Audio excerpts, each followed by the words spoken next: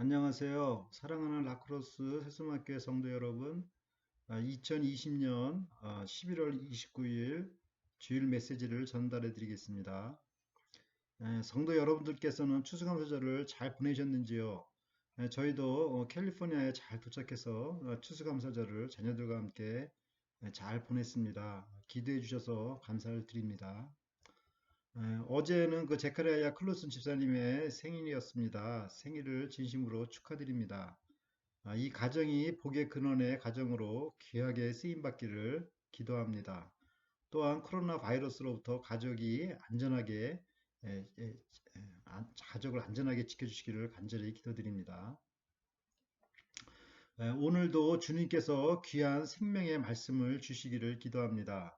오늘 읽을 성경 본문은 마가복음 5장 35절부터 43절 말씀입니다. 제가 먼저 읽겠습니다. 아직 말씀하실 때에 회당장의 집에서 사람들이 와서 가로되 당신의 딸이 죽었나이다. 어찌하여 선생을 더 괴롭게 하나이까?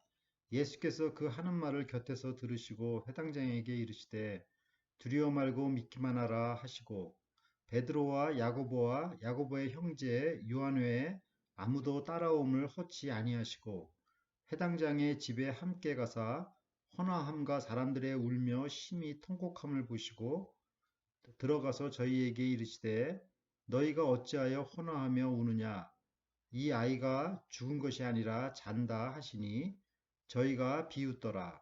예수께서 저희를 다 내어 보내신 후에 아이의 부모와 또 자기와 함께한 자들을 데리시고 아이 있는 곳에 들어가사 그 아이의 손을 잡고 가라사대 달리다금 하시니 번역하면 곧 소녀야 내가 네게 말하노니 일어나라 하심이라. 소녀가 곧 일어나서 걸으니 나이 12살이라. 사람들이 곧 크게 놀라거늘 예수께서 이 일을 아무도 알지 못하게 하라고 저희를 많이 경계하시고 이에 소녀에게 먹을 것을 주라 하시니라. 아멘. 잠시 기도드리겠습니다. 하나님 아버지, 오늘 말씀을 통하여 저희에게 부활의 소망을 주심을 감사를 드립니다.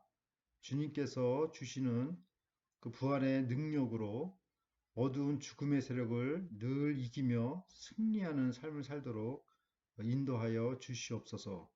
주님의 말씀을 들으면 들을수록 저희의 믿음이 더욱더 자라게 도와주시고 주님께서 주시는 놀라운 은혜를 더욱더 체험하사 주님의 나라가 더욱더 힘있게 확장되게 하여 주시옵소서. 감사드리며 예수님의 이름으로 기도드립니다. 아멘. 마가복음 4장 35절부터 5장까지 4개의 기적 사건이 소개되고 있습니다. 처음에는 그 갈릴리 호수에 광풍을 잔잔케 하셨고 그 다음에는 거라사인에 귀신 들린 사람을 고치셨고 다시 가버나움에 오셔서 12년 동안 혈루증을 앓는 여인을 고치셨습니다. 그리고 오늘은 기적의 클라이맥스로 죽은 야이로의 딸을 살리는 사건을 소개하고 있습니다. 그러므로 이 네 가지 기적 사건은 부활에 초점을 두고 이루어진 사건이라고 볼 수 있습니다. 갑자기 부활을 믿으라고 한다면 우리가 얼마나 믿기가 어렵겠습니까? 그러나 예수님께서는 우리의 믿음을 이렇게 단계적으로 높여 가십니다. 먼저 자연을 다스리시는 예수님, 또 그 다음 또 영계를 다스리시는 예수님, 그리고 질병을 치료하시는 예수님, 그리고 최후에는 죽음을 이기시는 부활의 예수님을 증거하고 계십니다.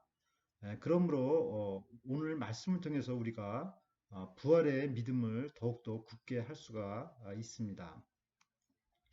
마가복음 5장 35절을 보십시오. 아직 말씀하실 때 회당장의 집에서 사람들이 와서 가로되 당신의 딸이 죽었나이다. 어찌하여 선생을 더 괴롭게 하나이까? 혈루증을 앓는 여인을 고치시느라 시간이 지체되었을 때 야이로에게 절망적인 소식이 전해졌습니다. 그것은 딸이 이미 죽었다는 소식입니다. 더 이상 예수님을 괴롭게 하지 말라는 것이었습니다. 상황이 종료됐고 이제 기도는 끝이라는 것입니다. 그런데 우리가 여기서 이제 배워야 할 것은 예수님은 우리의 이런 그 절망적인 순간에 오히려 우리의 그 희망이 되시는 분이라는 것입니다. 예수님 안에서는 too late는 없습니다. 모든 것이 가능합니다. 우리가 이것을 믿으며 살아야 합니다. 주님 너무 늦었어요 하며 슬퍼하거나 운명주의에 빠질 것이 아니라 주님의 놀라운 역사를 기대해야 합니다. 예수님 안에서는 운명이란 없습니다. 마가복음 5장 36절을 보십시오. 예수께서 그 하는 말을 곁에서 들으시고 회당장에게 이르시되 두려워 말고 믿기만 하라 하시고, 예수님께서 그 하는 말을 곁에서 들으셨다는 말은 영어로는 ignoring으로 그들의 말을 무시했다는 뜻입니다. 예수님은 그들의 절망 섞인 그런 말을 귀담아 듣지 않으셨습니다. 오히려 회당장에게 두려워 말고 믿기만 하라고 당부하셨습니다. 예, 저는 이 요절을 생각하면 당시 고등학생이었던 우리 제 아들이 생각이 납니다.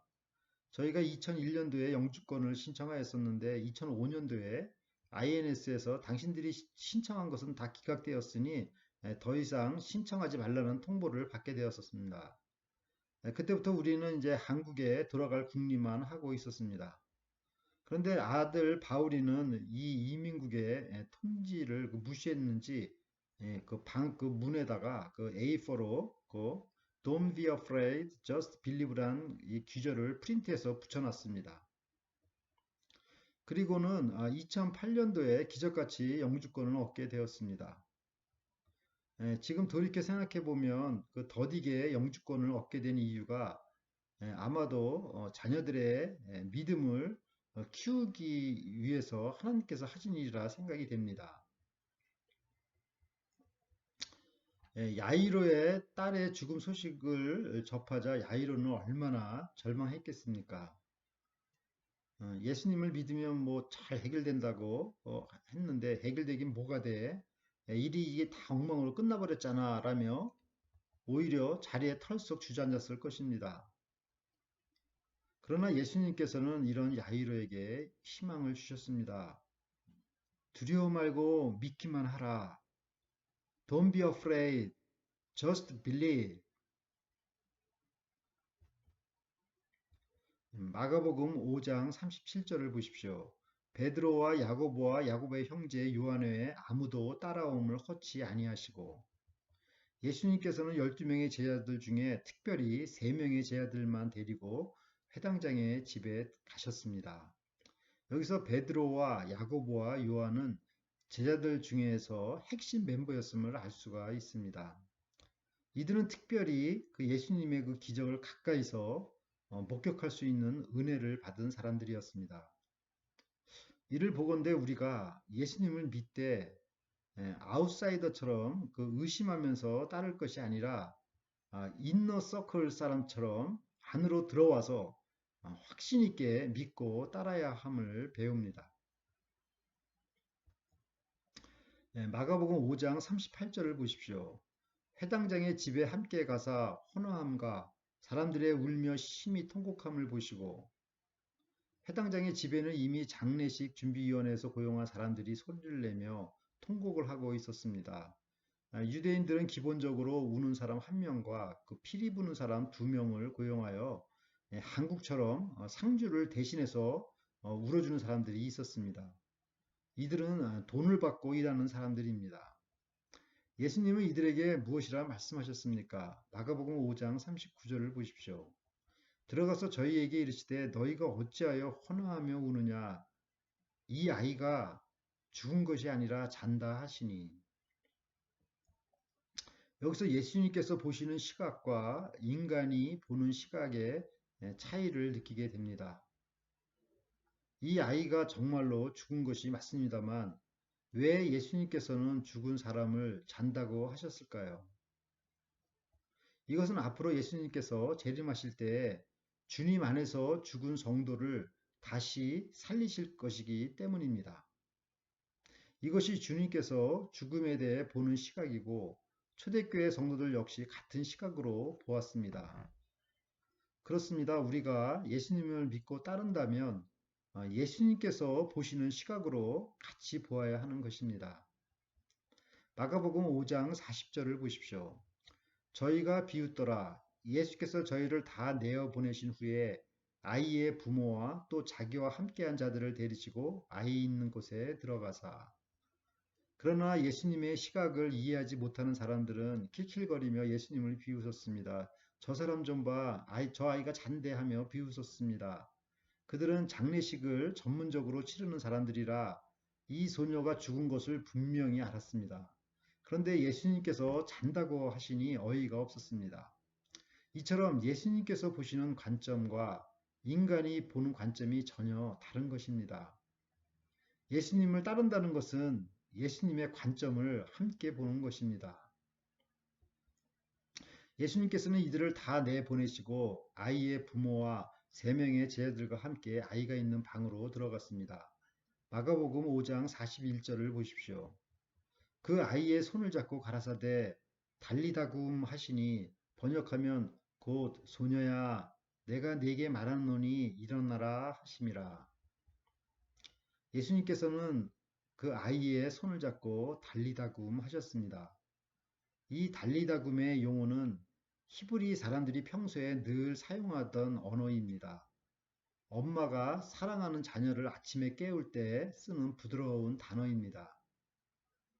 예수님께서는 거창하게 소리 지르며 소녀를 깨운 것이 아니라 다정한 엄마처럼 부드럽게 얘야 이제 잠에서 일어나야지 하시며 깨우신 것입니다. 3명의 제자들은 이 일을 이렇게 지켜보면서 너무 이 일이 인상이 깊어서 그 아람 말 그대로 달리다굼이라고 성경에 옮겨 적었습니다. 이때 어떤 일이 일어났습니까? 마가복음 5장 42절을 보십시오. 소녀가 곧 일어나서 걸으니 나이 12살이라 사람들이 곧 크게 놀라고 놀라거늘. 어떻게 죽은 사람이 다시 살아날 수 있단 말입니까? 이 소녀가 다시 살아난 것은 예수님의 부활을 미리 암시하는 사건입니다. 예수님께서는 그 당시 모든 죽은 사람들을 다 살리신 것은 아니기 때문입니다. 그러므로 이 사건은 예수님의 십자가와 부활의 그 메시지를 전달하고자 함입니다.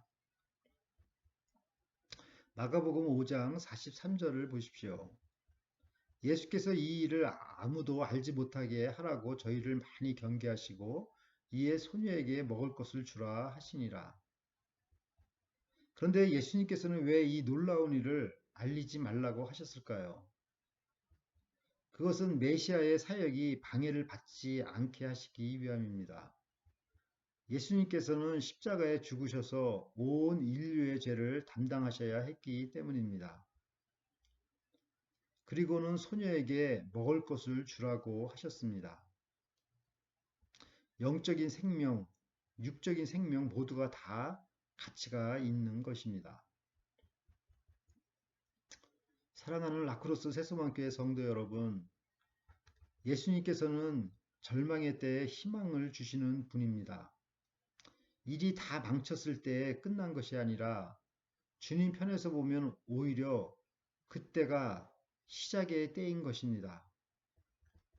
너무 늦지 않은 것입니다. 그러므로 두려워 말고 믿어야 합니다. 믿음은 한 번 믿는 것으로 족한 것이 아니라 계속해서 그 믿음을 지켜나가야 하는 것입니다. 그리고 그 궁극적인 믿음은 부활의 믿음입니다. 이 부활의 믿음으로 어떤 절망도 이겨내시는 성도 여러분이 되시기를 간절히 기도드립니다. 아멘. 다 함께 기도드리겠습니다. 하나님 아버지, 죄로 인해 부패된 이 세상을 사랑하시고 부활 생명을 주시기를 원하시는 주님을 생각할 때 감사할 수밖에 없습니다.